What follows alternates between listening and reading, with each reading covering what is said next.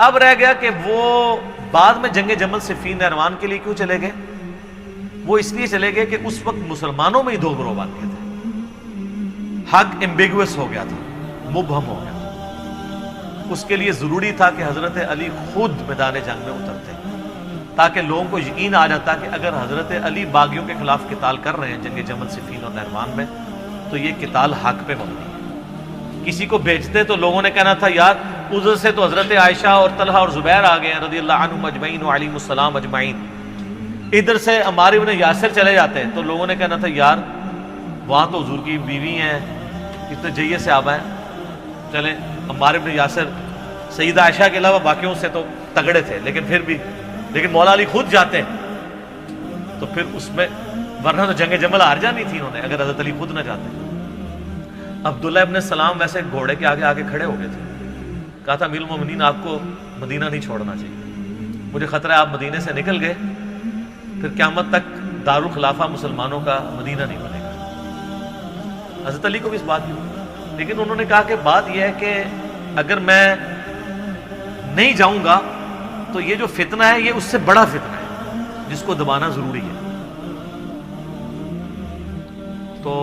پھر سیدنا علی وہ کہتے ہیں جی کوفے دارالخلافہ شفٹ کر دیا تھا، آپ مدینے میں رہنے دیتے تو مدینے میں رہتے نا۔ قصاص عثمان کے لیے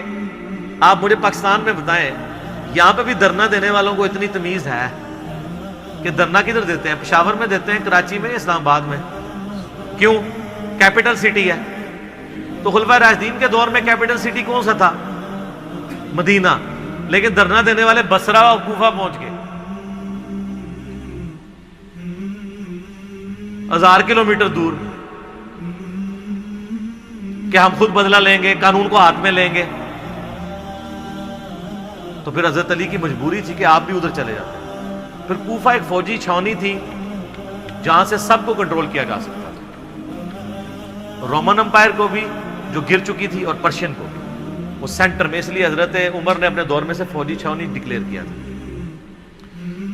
بہرحال پھر حضرت علی کے جانے کی وجہ سے یہ معاملات سیدھے ہوئے، تو ان کی مجبوری تھی جانا، ورنہ لوگوں کے لیے معاملات ایمبیگوس ہو جانے تھے۔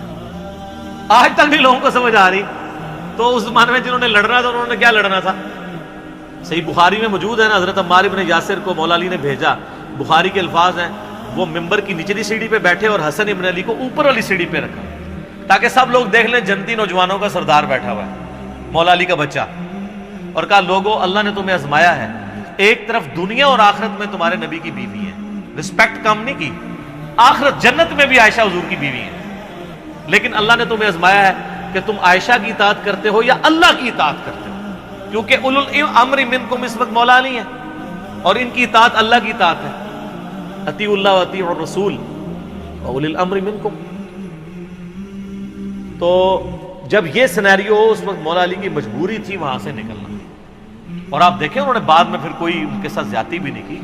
جمل میں جو دوسری طرف سے مرے ان کے جنازے بھی پڑھائے ہیں، ان کی عورتوں کو لونڈیاں نہیں بنایا، خود سیدہ عائشہ کو عزت اور احترام کے ساتھ وہاں سے رخصت کیا۔